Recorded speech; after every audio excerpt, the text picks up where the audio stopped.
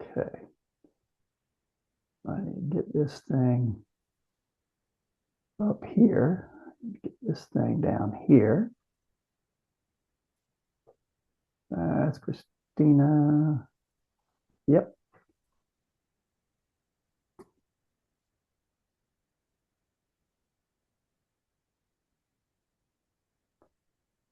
Hi, Christina. Good morning. How are you today? Good. I haven't seen you in forever. Hardly recognized me, huh? Oh, yeah. You got all the school kids arranged and handled? Oh my gosh. I am the last man standing in my house that's not sick.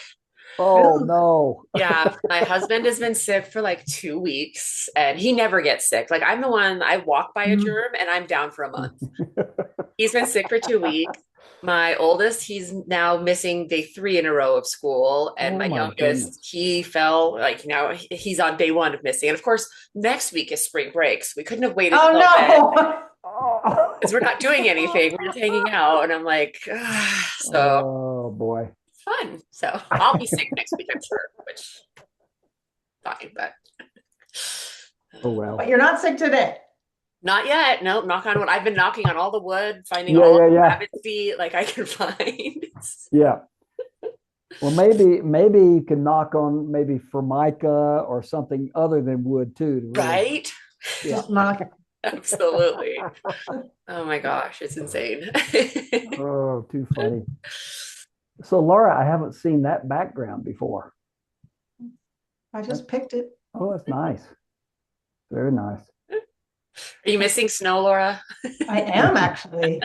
I was so excited when it snowed last week. I was like, oh my God, it's so beautiful. And I mean, I was excited all day. Oh. I had the exact opposite. I was like, I haven't had to deal with it. It's been amazing. It's been a year, and now I have to deal with it. Yep. Sorry. Well, next week we're going to have some really warm weather if the predictions are right. Oh, They're predicting like 80 degrees by 30 Thursday. oh, wow. That doesn't hurt my feelings. I'm not gonna lie. Ugh, it scares me. I'm afraid there are going to be lots of fires this summer, True. which is not fun, right? Right, right. Yep. Well, our team member who lives on Maui, she lives up on Haleaka a little bit, and it's warmer here than it is there the last month. Quite a few days, actually, warmer in Denver than it is on at her house on Maui. So, Wow. yeah. Well, today is different, but next week it'll be warmer here. Huh. So interesting. Very. So interesting. And then the East Coast has had record cold, record snow, uh, most of February. All right, so we are going to have some fun here. We're going to really Yeah. bring value to the clients and uncover some thoughts in them. So a lot of what we're going to be doing is really just causing them to think differently or broaden their consciousness about what they need to be aware of. So really looking forward to sharing some insights and stories. Christina has some great stories. Yeah, I heard. I've got a couple stories that I've put in there too. So it's going to be good. Hmm. Going to be good. Excellent. So when people start showing up, Laura, do you want me to let them in or you? Up to you. It's your sure thing, man. Okay. You gonna tell me? You let them You have in. to guess. Yeah, I you let. want. Hi, Caitlin. Good morning. Hi. Good morning. Hello. And Are how are you you in? today, Caitlin? Oh, struggling through tax season. Oh, yeah, no kidding. Do you That do? that is I don't envy that at all. Do you drink coffee? I am on my third one of these. Oh. My heart is like, oh my God, Yeah, what are I'm you here. doing? I'm awake. Yeah. Oh dear. That's funny. Yeah. Well, thanks for joining. You're the first Yeah, participant to join, so you get the gold star. Since I don't have your home address, I can't mail you the gold star, but That's okay. That's okay. yeah, it's the thought that counts. Exactly. Yeah, yeah. Or we'll do this instead. Oh, I like it. Nice. Rick.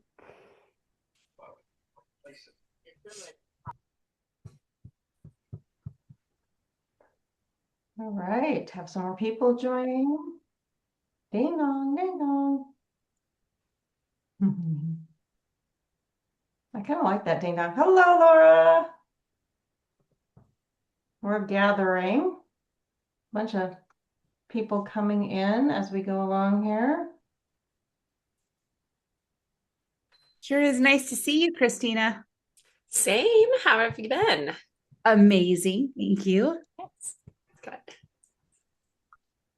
Looks like Hawaiian print you've got on, Laura. Maybe you should be on Maui. Oh, you are.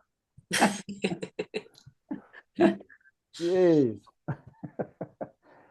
And there's Eric. Eric.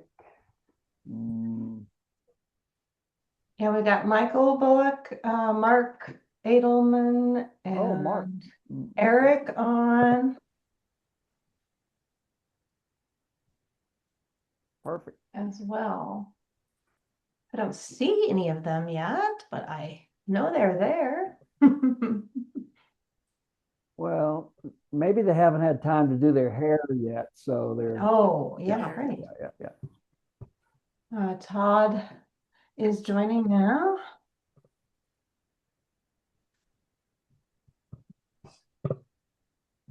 Yeah, we're up to 11. That's awesome. Hello, Bob. Hello, Todd. Hello.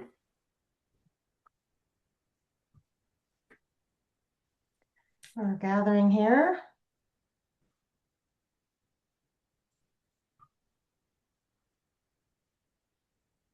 And Melanie's joining. And Dan Casper.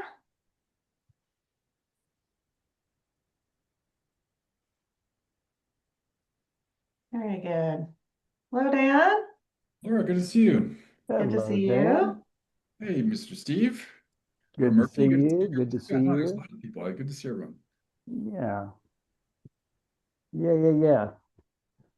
And you know, Dan, Laura Murphy is calling in from Hawaii, so she had to get up early for this. So we got to really bring it. I'm frustrated we missed the invite. It must have got lost in the mail. Yeah. Oh no, it's always open. Yeah. Careful about that, Laura. Yeah, exactly. Yeah, we'll all Actually, be there. Just had a group of 8 leave, and I've got the day after they left, somebody called and was like, I need to come. I was like, come on, it's all good. Funny. Yeah. All right, let's see. We have Melanie. Okay, let's see. Let me just pull this to gallery. There we go.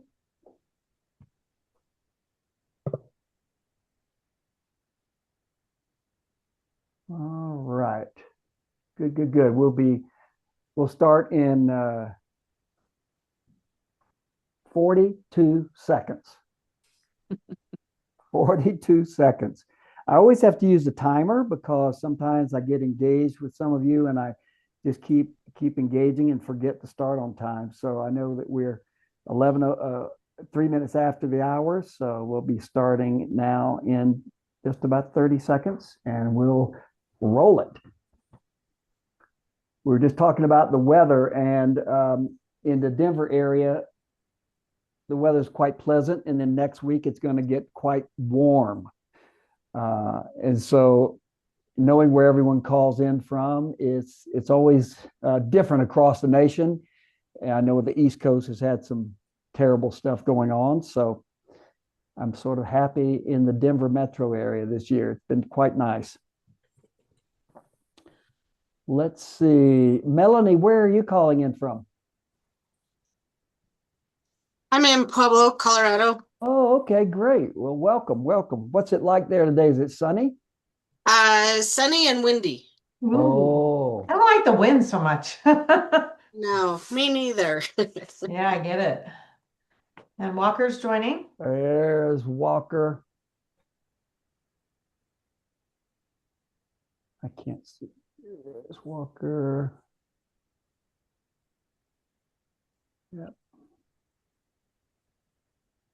Okay, let's see. All right. Welcome, Walker. All right, good, good, good. You doing well, Walker? Yeah, doing well. Thank you. All right, good. We're diving in. We're diving in. So, welcome everyone to our Focused Conversations series where we explore the issues that most impact the long-term health of a business, and in this case, your business. And at Focused Directions, we work with business owners every day on the strategic, leadership, and structural issues that determine whether a company thrives or struggles over time. And so today we're exploring a topic that shows up consistently in those conversations. Is your business really as healthy as you think? And the subtitle of that could be there are hidden risks that quietly undermine otherwise strong companies. So I'm happy to introduce you to our special guest today to help us explore one critical dimension of business health, which encompasses a lot of areas, which is legal risks. So I've invited our friend, Christina Gilbertson, the founder of Gilbertson Law Office, to join us. And we're going to be talking about some real issues that lead us to thinking around, is your business really as healthy as you think? So Christina, what would you like to share with us? Well, real quick, because I am a lawyer, I have to make sure I dot all my I's and cross all my T's. And so I just needed to do a quick disclaimer. Today, I'm talking kind of high level principles. I'm not giving legal advice. This is intended to be educational because a lot of what I deal with focuses on the very tiny, minute details of your situation. So if something I say today kind of strikes a chord with you, I'm happy to chat with you kind of offline a little bit more about your specific issue, but just know that today it's meant to be more high level and educational. But yeah, before we start really diving into frameworks and diagnostics, I want to tell you guys a story. So I had a client, we'll call him Mark. He owned a profitable company, had about 14 employees, strong revenue, a solid reputation. If you'd asked them on any ordinary Tuesday whether his business was healthy, he'd say, absolutely, we're solid. Well, one Wednesday morning, Mark died unexpectedly. And that coming Friday, payroll was due.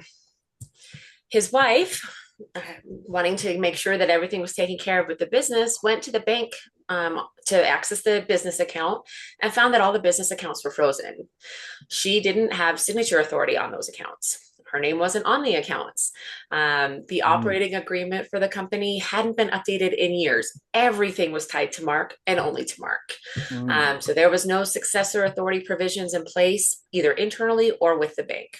And so from the bank's perspective, they have to do a lot of like CYA work there. And the only authorized decision maker for the company was now deceased.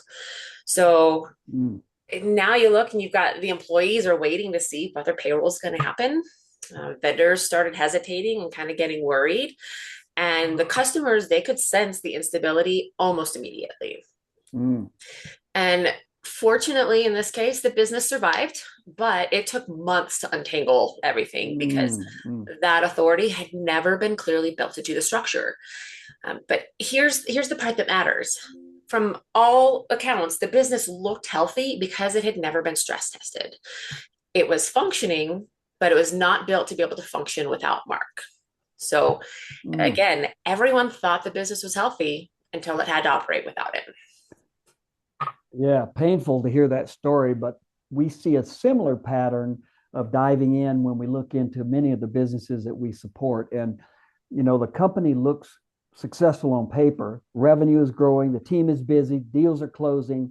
But when we start working with the leadership team, we may find things like, and do find things like, well, the strategy is not aligned, or the managers and the leaders are not clear on their decision authority. Where do they have autonomy? Where do they have authority? Lack of clarity there. And then sometimes it's even key employees are carrying too much weight. And you all are familiar with these. So the business is not unhealthy, but it's fragile in ways that the owner may not even realize. And so as you imagine this story and thinking about how confident are you that there are no surprise risks in your business right now? So you can enter this in the chat. So with a score. So a score of 10 means I'm 100% sure we've handled all of this. And then anything less than a 10 means, well, there might be an area or two. So if you just put a number in the chat, this will give us kind of a sense on where to go with this. How confident are you?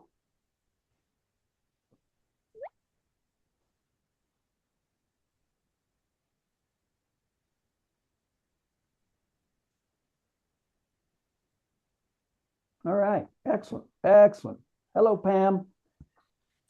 So good. So we've got like a range from a 4 to a 9.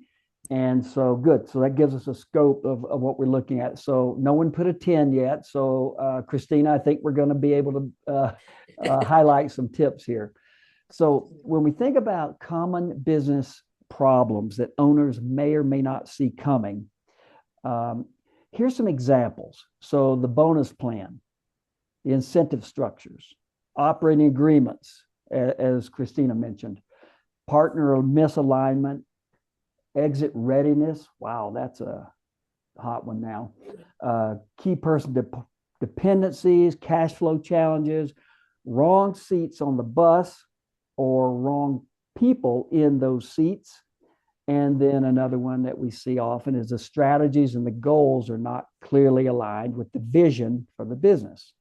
So we're going to take a look at 4, we call them dimensions of business health. One is ownership and alignment, people and incentives, structure and protection, and continuity and future readiness. Christina, I know that you had something you and I discussed earlier. I think it'd be valuable for you to share that now. Yeah, absolutely. So jumping onto the ownership and alignment piece, that is one that I see all the time. And I'm sure, as you mentioned, you see the same type of thing. So let me tell you another little story. I find some of these real life examples kind of hit a little bit harder. So here we'll talk about Johnny and Sammy.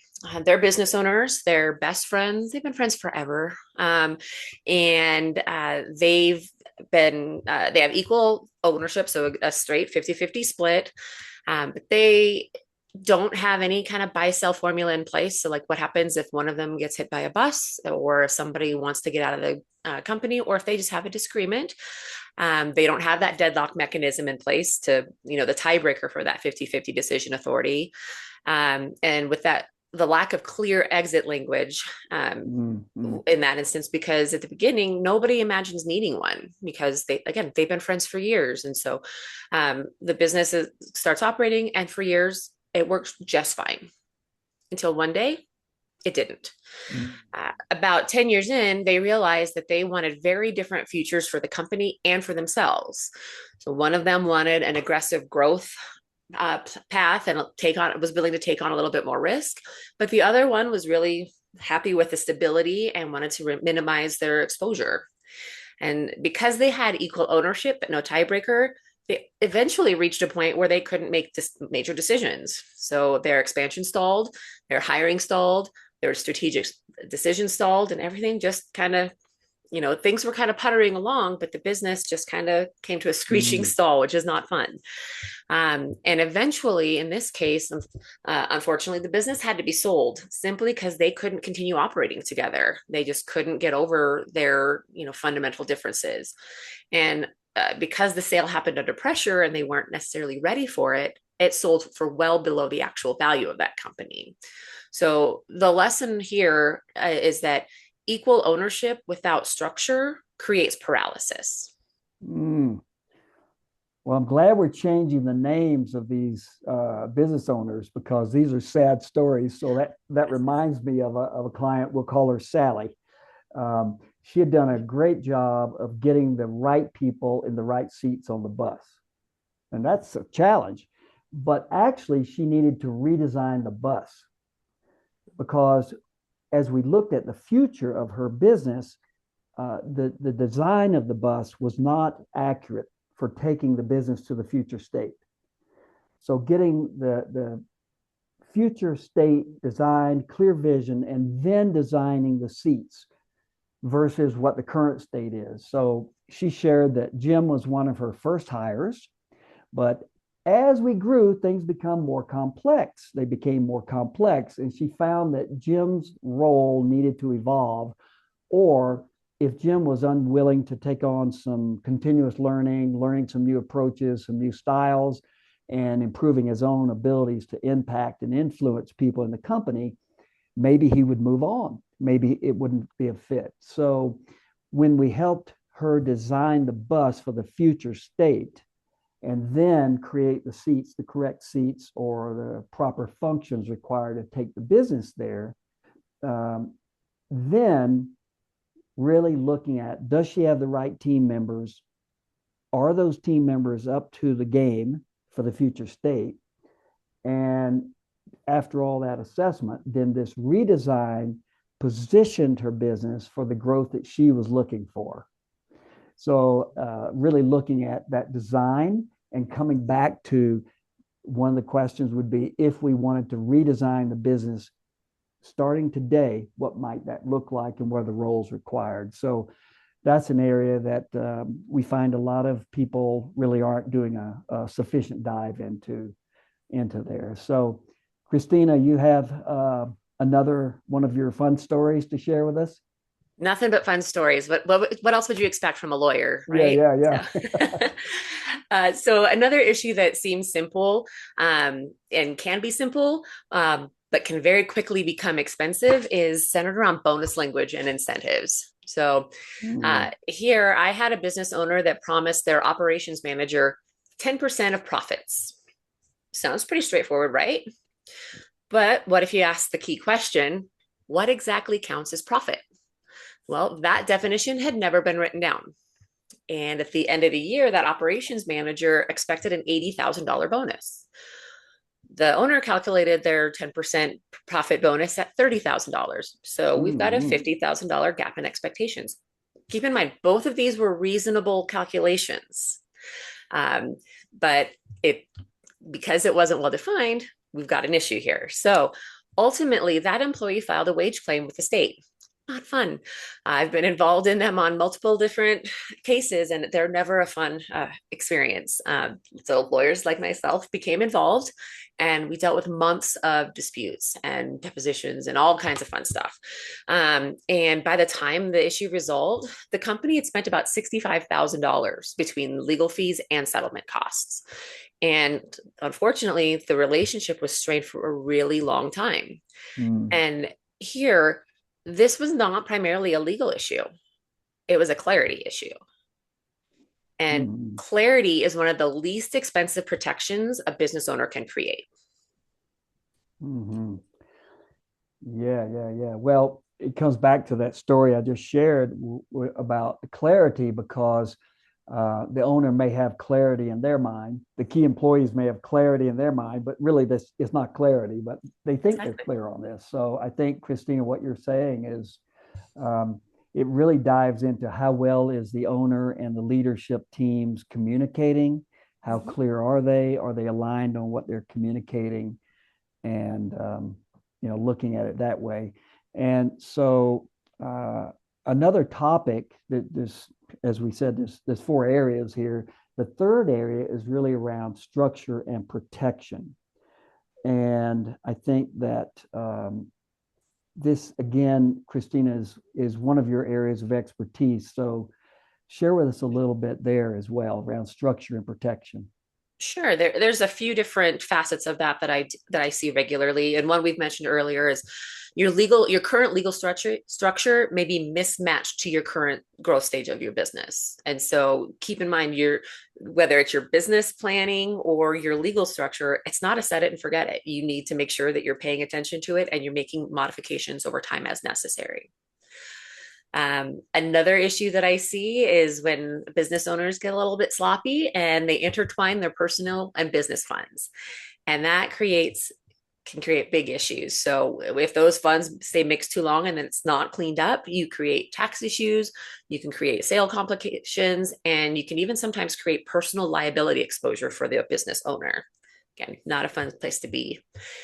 And a third area in the structure and protection side of things, it's a hot button right now, in basically every industry these days, and that's in AI. And I've recently reviewed a number of contracts that clients have brought to me that they generated using AI. And on first read, they look great. They look polished. They have clean language, a professional tone, and they look like they've got everything they need to it. But once I started reviewing it carefully using the legal lens and the experience and, of the past 20 years of me doing this and just seeing problems, I realized this, as good as it looked, the contract was missing a lot of critical provisions. There's nothing in there about termination of contract. There's nothing about timing for performance. There's no dispute resolution provision. So if there's an issue, are we going to go to mediation or is everybody going to run straight to court? Same thing, is there any kind of attorney fee language? So if somebody breaches the contract, can the non-breaching party recover their attorney's fees? Let you in on a little secret. There's a lot of times that the legal fees outnumber the actual value of the claim in the first place. And a lot of lawyers don't want you to know that, but that is definitely the case. And so that's why, just a little tidbit there for you. And also the contract didn't have anything about insurance requirements. And so if a dispute had happened using the contract that my client brought to me, thanks to ChatGPT, I believe it was, that client would have had very little leverage. Again, the contract looked complete, but structurally it was really thin where it mattered the most. And that's the danger. AI fills space beautifully, but it doesn't know what it's missing. And if you don't know exactly what to ask for, you don't know what to check for. Yeah, good. So we've got three areas we've covered: ownership and alignment, people and incentives, and then structure and protection. So before we look at the other one, if number one, category one, was ownership and alignment issues, category number two is people incentives, and category three is structure and protection. Put in your chat or raise your hand. I can't see the hands as well because there's quite a few of you, but either put in the chat or raise your hand. Which of those areas do you think that might be something you want to be more aware of for your business?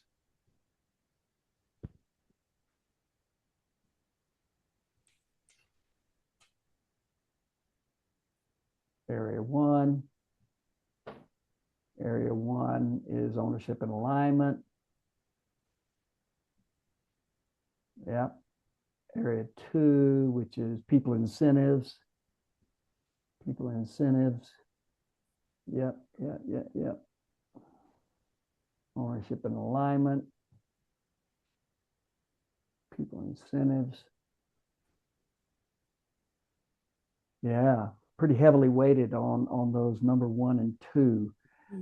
Let's take a look at the fourth category, Christina, which is continuity and future readiness. Now, you did touch on that. It sort of piqued my interest in that earlier story, the first story you told. But share with us a little bit more insight on this continuity and future readiness topic. Yep, you're right. The frozen widow story is kind of what I called it because she's frozen out of all of the bank accounts and limited on what she can do.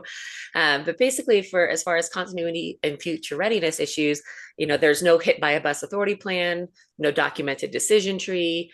And one that a lot of business owners don't think about is that their personal estate plan isn't aligned with their operating agreement and their business documents. So that can create issues that frankly come out of left field for a lot of business owners. And so I always like to point to that. But a lot of business owners assume that authority can simply be sorted out later if something happens. But probate does not move at business speed. And so with the frozen widow story with Mark when he passed away, that one, I mentioned it took months to unravel. In that case, fortunately, they were able to get things moving pretty well through the probate court and things went okay. But I have a current client right now. My practice, I do business planning. I also do estate planning and probate. I currently have a client or a matter that's pending in Denver probate court where the person died in August of 2025.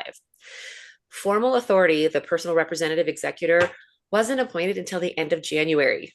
That's 5 months that nobody had authority to act. And fortunately, in this case, it was manageable because that business owner had no employees. So we weren't like freaking out, trying to figure out how to run payroll and things like that.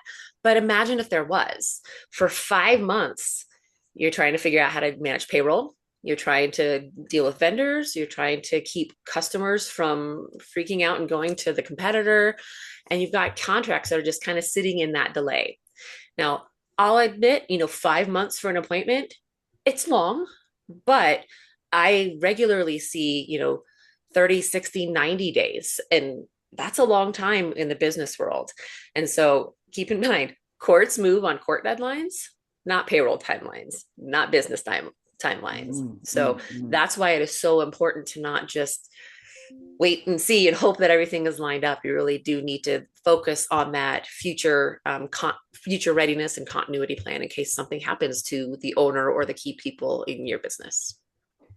Well, until I heard that story, I was like, well, we can fix all these problems, but maybe not. Or if we can fix them, they may really be disruptive or really expensive. So we know you can assume the ones that are fixable. And so they're going to be expensive probably, but fixable. But I want to look at one. I'm going to look at the areas that might be fixable but disruptive. And so if we take a look back at Sally's situation from earlier, because her bus wasn't designed for future state, she had to redesign the bus and redesign the function chart or the organizational chart, and then make sure the team is aligned on this shift. You might say, what was this disruptive? Oh, yes. Feelings got hurt, momentum was slowed down, and all team meetings were required, more than one, to get this thing handled. So yes, it was fixable, but it was disruptive. Some were fixable, but expensive. I want to look, Christina, though, at some that might be too late and caused permanent damage. Absolutely. Yeah. Well, certainly, as you mentioned, some issues become very difficult once time has passed. Some of those that we've kind of touched on a little bit are death without that authority structure. That can kill your business, to be honest. Tax errors. I know we've got some folks in the financial world on the call today, and I'm sure that they've dealt with some tax errors that their clients probably think they can like wave a magic wand and fix them. IRS doesn't really like magic wands and doesn't really acknowledge them. So that's a little bit tough and often can't fix, or even if you're able to fix it a little bit, you've got some permanent damage from that.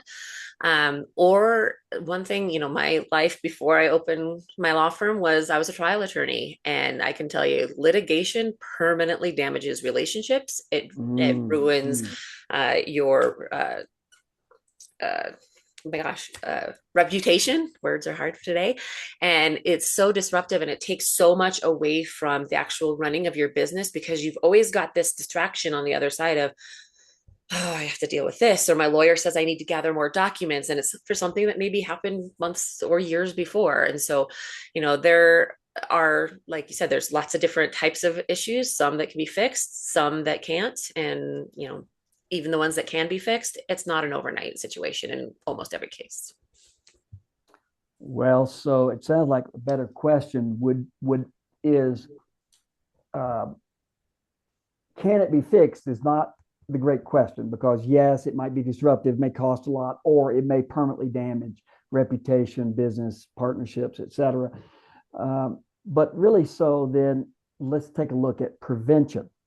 So if prevention is a smarter play, then we need to look at that. So here's another story. A business owner we'll call Jack, and he was clear in his own mind about how much they need to spend in 2025.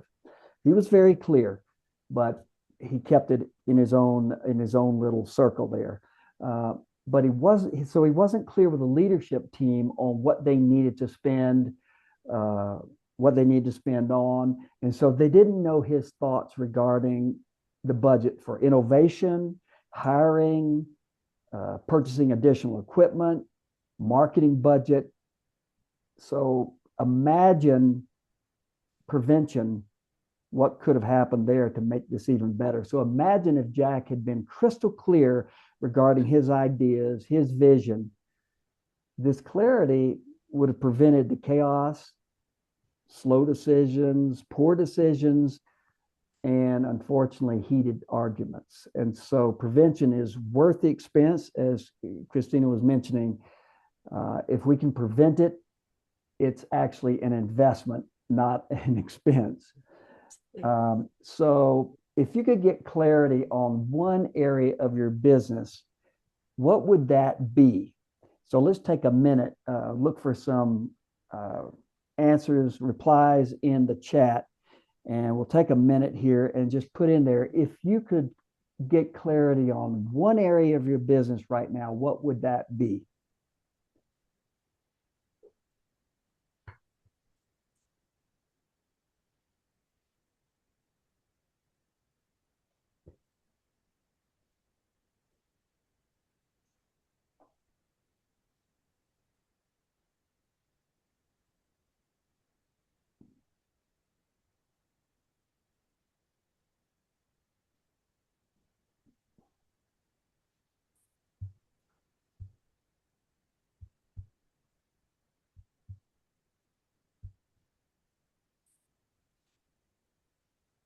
Good one.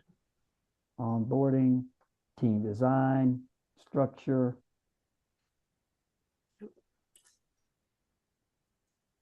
Succession planning. Yeah, wow.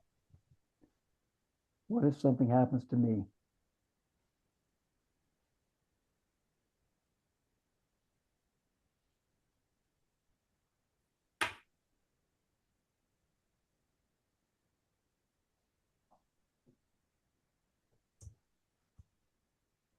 Okay.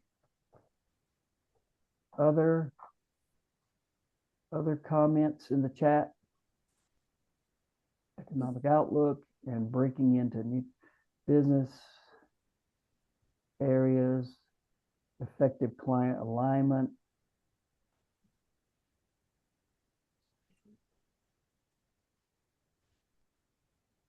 So this is something to think about, because we look at what are these hidden areas that we may or may not be aware of. So you just started uncovering some of those areas, and in this webinar today. So when we look at business health, what does it really mean?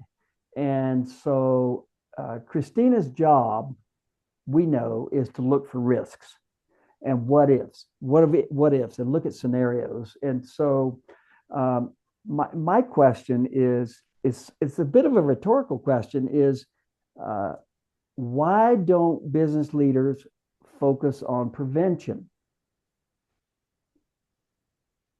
Why don't we focus on prevention? So we all have our own reasons, but here's some that are pretty darn common. Well, we've never had a problem yet. we trust each other. We've known each other since we were 4 years old. We totally trust each other. Or how about this? Well, we're too small for that. Christina, that's something for big companies. We're too small for that. Or, you know what? We're growing right now. We're putting every effort we have into growing. We're going to deal with this later. So these are pretty common. I've thought these myself. So they're pretty common. And what I was thinking, Christina, there may be some questions, I guess we could call them rhetorical for now, because we're not really looking for answers, but we do think it would be valuable for people to think through. What are some of those questions, Christina, that you would ask? Sure. So, first one that kind of comes to mind is, if you are gone for 30 days, what breaks in your business? So I guarantee there's going to be something, unless you've done all the legwork, there's going to be something. If you have a business partner and that partner wanted out tomorrow, what's the formula? How are you going to figure out how to buy them out, or what happens there? Yeah, again, I've said it a couple of times, but if you died tonight and payroll is supposed to run this weekend on the 15th, who's going to sign that payroll for you? And a big one is, if you were sued, do you have any idea what your liability is? That's that I'm talking specific dollars. I'm talking about the business disruption. You know, the liability piece is huge, potentially, if you don't have your ducks in a row. I hate those questions, Christina. They're not comfortable. No, they're no kidding. Wow. But that's my world. I live in the discomfort. But my goal, I try to help me, and so do you, Steve. We help our clients try to identify those areas where discomfort is lurking. Maybe it hasn't peeked its head out yet, but it's there. So. Yeah, I appreciate that, because it's really about diagnosis, right? Diagnostic. And, you know, in the medical world, there's some signs and symptoms, and then the professional diagnoses what's going on, calls it what it is, and then recommends a fix. And so I think, Christina, from your point of view, you do that, we do that. So when we work with leadership teams like Jack from the earlier story there and his team, we start with something simple. Christina mentioned it earlier, is clarity. Because most business risks are not caused by bad intent.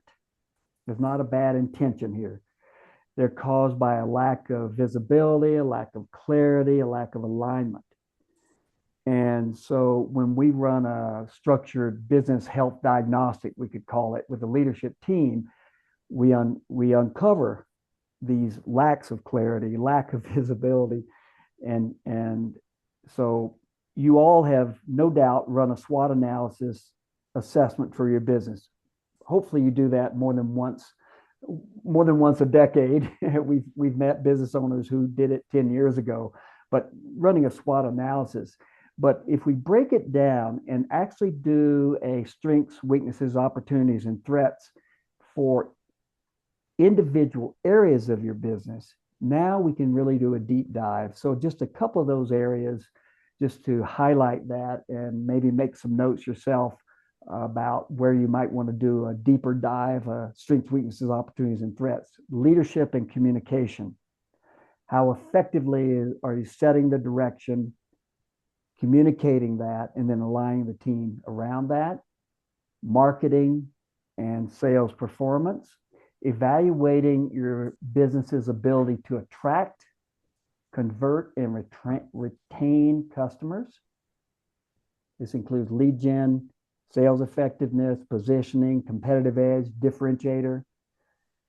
I mean, the list goes on and on. Operational efficiency, critical for many of our clients. Workflow efficiency, capacity utilization, quality control. What are some bottlenecks? I'm just thinking about some others. Financial health, looking at the P&L on a regular basis and making adjustments, tweaks, modifications based on that month over month, year over year, and even week over week in some businesses, really assessing that growth, profitability, cash flow, financial controls. So, I mean, the list goes on and on from our perspective at Focus Directions. And Christina, I know that you also have kind of a focus on diagnosis, right? Absolutely. My favorite quote, and you'll find it on my website, is Benjamin. Oh my gosh, I just lost Benjamin Franklin. Again, my coffee is not kicking today, but an ounce of prevention is worth a pound of cure. That is Mm, just bottom line. That's my world. And yes, you're right. We offer what is called a legal health check.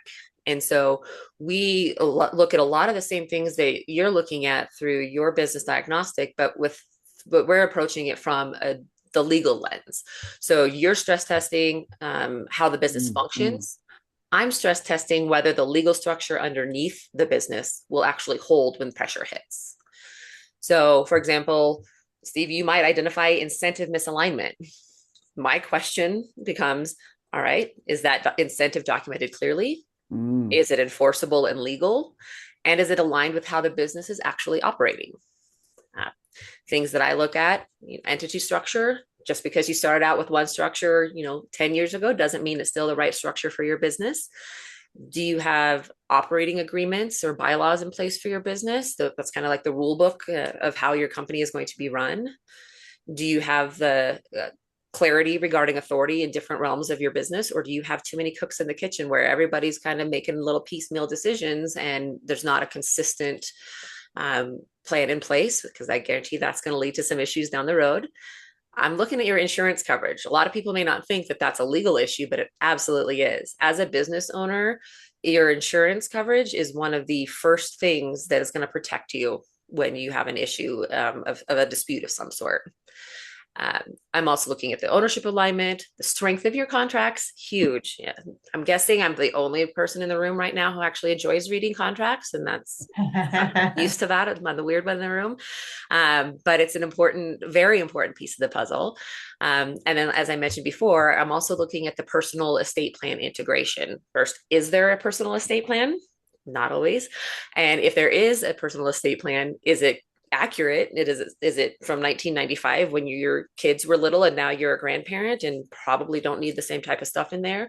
But specifically also looking at the business aspect, okay? Because if something happens to you, your business is an asset, and if you don't have it set up appropriately, you're going to get stuck in that probate process, which we don't want.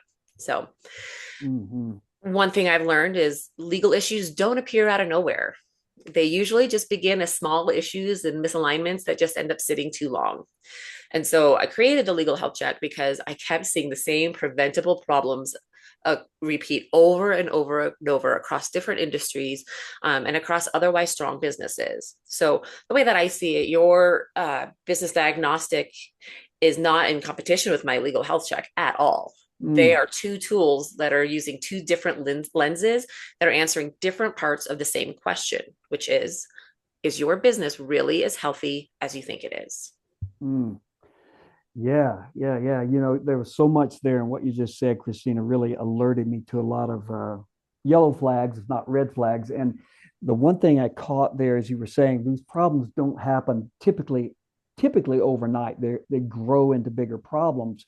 And so, one of the things that we find so common is that the business owner may be just seeking input from themselves or maybe an article they read, and they're not involving their team. And so one of the things that we recommend is that you and your business, you form an SLT, strategic leadership team. And sometimes the strategic leadership team members are not the senior members. Sometimes it's who is going to help you strategically prepare the company for the future. And so we call it the strategic leadership team. And getting input from those team members, sometimes, Christina, to your point, we can diagnose, we can see the signs and symptoms early on before they become a diagnostical big problem. And so I think one of the things that's missing with a lot of business owners is having an SLT and people who on their team are willing to tell the truth and to help look at the signs and symptoms, because this is developing over time and we can prevent a blow up if we include a team member. So another area to think about for you all is how well are you including, engaging, and getting the input from your team members. So as we look at these areas, I think it'd be valuable to check with each of you and think about what are some questions that you may have. You know, we have at least 10 minutes for questions and answers here before we bring in as another thing at the end. But what questions do you have of Christina or of me? Now, remember, Christina said at the beginning she's not going to give us legal advice, and I appreciate, Christina, you being upfront with that. But I think generally speaking, so enter any questions or comments you have in the chat, and we'll take some time to look at those. Or if you want to come off mute and ask him live, that's fine with me too. Yep. I know we threw a lot of stuff at you guys today.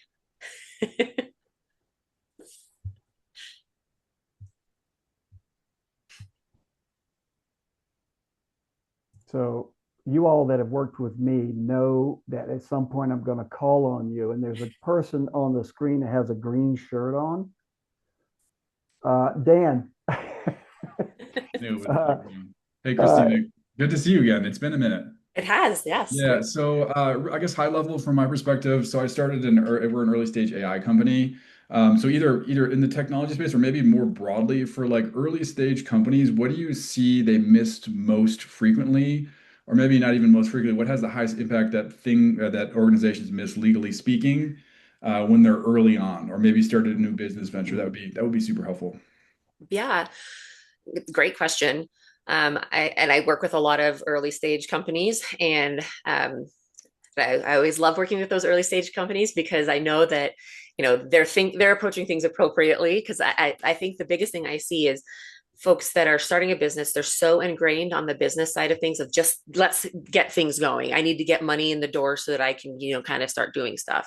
And that ultimately ends up in a lot of handshake deals, informalities, things that sound good in the moment and work in the interim. But I think it's really important to, and again, this is my world. You bring an issue to me or a business to me, my initial thing is, all right, what's going to break? Because something's eventually going to break. And those early entrepreneurs are just they're not thinking about that. They're like, what can I do to succeed? Which I'm not saying ignore that, please, that you absolutely need that, but you also need to put on your lawyer hat or your negative view hat and start thinking of, okay, worst case scenario, you know, what are some of the things that I could be running into? And I'll be honest, a lot of business owners, whether they're in early stages or late stages, they don't know what they don't know. You are wearing a lot of hats, and it can be hard to, you know, take one off and put on the other and see things from different perspectives. But I think that that's the important place to make sure that you have the right team, whether it's an internal team, whether it's a support folks, consultants like Steve or lawyers or whoever it is out there to help identify those blind spots that you don't even know to be looking for. Awesome. Thank you. Appreciate that. Of course. Mark put something in the chat. Laura, can you read that? Mark Edelman. Do you have any comment on the pros and cons of arbitration as a remedy versus courts in terms of size of potential issues, in terms of strict legal interpretation versus splitting the baby? That is a loaded question, Mark. And I've got some strong feelings. And then depending on the situation, you know, it kind of depends. But I touched on it before.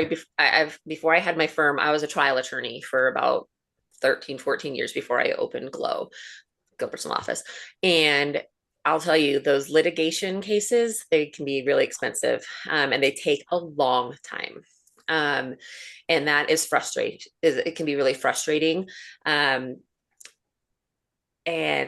I've seen a lot of courts perform some pretty impressive mental gymnastics to reach certain rulings that I don't know, like from where I sat from a legal perspective, they didn't actually follow the law.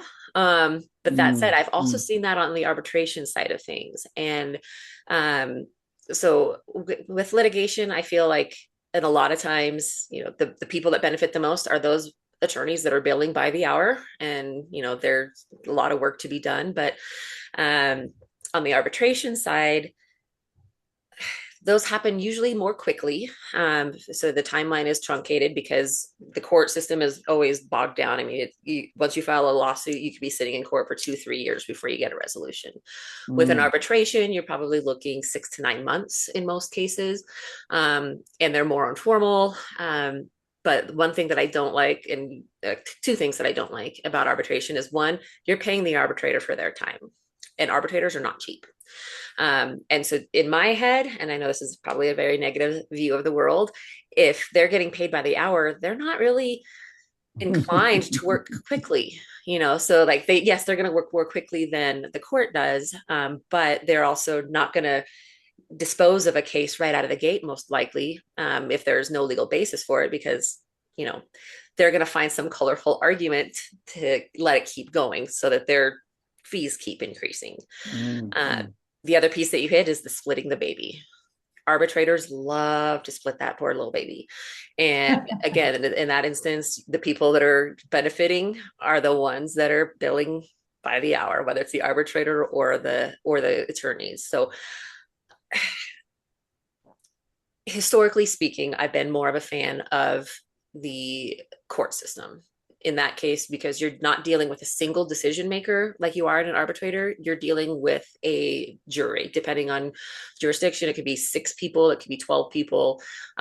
You have more people, it's not just putting all your eggs in that one person's basket, and there's pros and cons to both. Absolutely. But I think even today, I still lean more towards being a fan of a jury trial over an arbitration, with the caveat, I always want to see a tiered alternative dispute resolution plan in place in the contract. So first, you try to resolve it amicably among yourselves.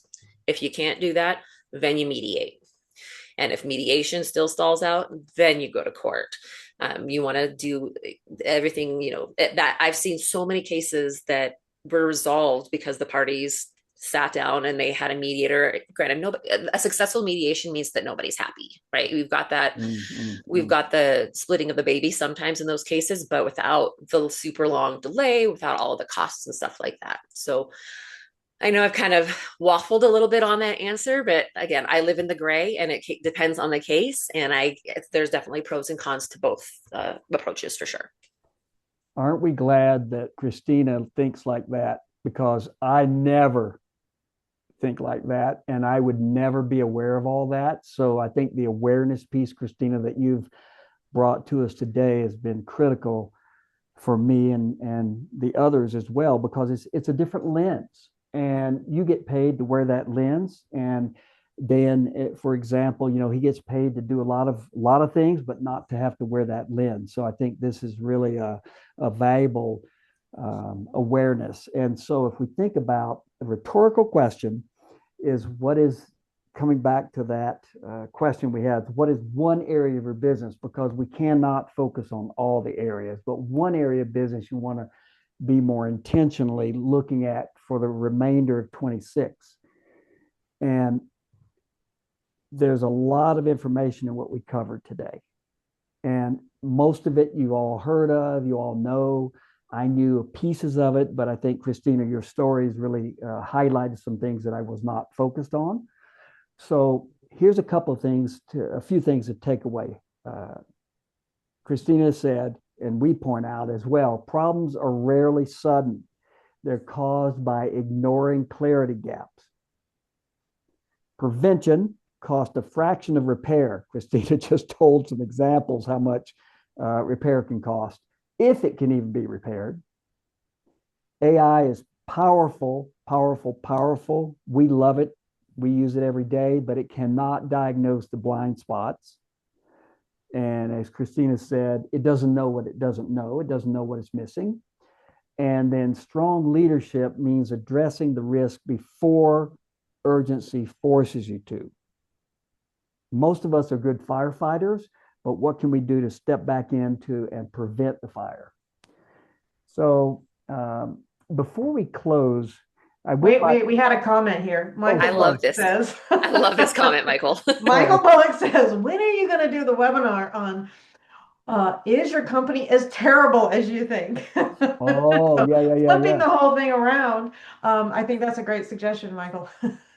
Right. And that would be it. That would be that would be a Because good there's one. all of us have those things we think, oh my God, that's terrible. That's terrible. Is it really that terrible? Maybe so, maybe not. Well, with Christina's lens, maybe you can create a bullet point list of all the terrible things, Christina, that There you go. yeah, that's great, Michael. So if you think about this one part of your business that deserves more attention than it's currently getting. So just think about that. Maybe jot down yourself a note. What part of your business deserves more attention than it's currently getting? Could be sales, marketing, contracts, vendor relationships, any of that. Right. And then if you would like a second set of eyes on that area, we're both happy to help. So in the chat option, if you'd like to explore further the overall health of the business, just type in Steve. And if you'd like to explore the legal exposure side, type in Christina, or it could be both. So let us know in the comments, in the chat. And so we can follow up with you and support you in those areas. So we just take a second set of eyes on that. So Christina, I really want to thank you for bringing light to these areas. They're typically in the dark, as you were mentioning at the beginning. We don't see them, so you put the flashlight on those, and I really appreciate that. Thank you all for attending and knowing that you're focused on improving your business, or you wouldn't be here. So that's really a testament to your focus on your business and your leadership. Our next focused conversation is going to be on Thursday, April 30th. I don't have the time yet, but that's okay. We'll get to that with you. We'll send some invitations. So again, we're here to support you, Focus Directions and Gilbertson Law Office. Thank you all for attending and look forward to hearing your comments. Yeah, opt in if you want that next invite if you're not already on our list. So when you get your follow-up email, there'll be an opt-in link for that. Yeah. Thank you, everybody, for your All time. right. Thanks, guys. Thanks so much. Thank you. Take care. Bye. Bye-bye.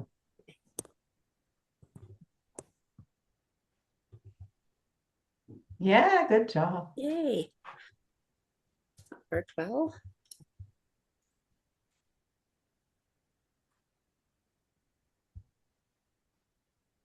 All right. Okay, I think it's just us chickens now. Yeah. Good stuff. Christina, that was really good. Your stories were clean, succinct, really gave kind of an open view of it. You weren't being critical of the people. You just did a great job of supporting the business owner who wasn't in the room, but supporting them because the people who were in the room may be that person too. Yeah. No, Yeah. I appreciate it. Yeah, likewise. I think it went really well. So. Yeah. Yeah, very good. Thank you guys both for putting so much work into preparing and all that good stuff because there's a lot to doing a webinar, but I think you had great attendance. We could always want more, but you had good attendance. Yeah. Yeah, definitely. Good. Okay. Take care. Hope everybody starts to feel better and that you escape. Me too. My husband says that I'm patient zero and I must be the carrier because since I haven't gotten sick yet. So I'm like, I'll take it this time. It's fine. Yeah, okay. Just as long as I don't get it, that's fine. Yeah. So Dear. Laura, before you leave, Laura, I want you to come over and just show me one thing on the okay. save this. Christina, right. thank you. Have a great day. Thanks, you too. Bye. Bye-bye. Bye-bye. Yeah. I I can't see the button to save the chat. Is that here? Where are you in, where's the chat? I mean, it's gonna save it for you automatically, but here, is this the chat? Okay. I'm gonna turn it off.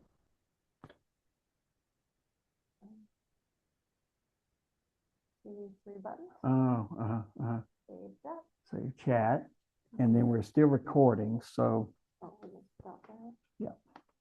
It'll stop automatically. That's fine.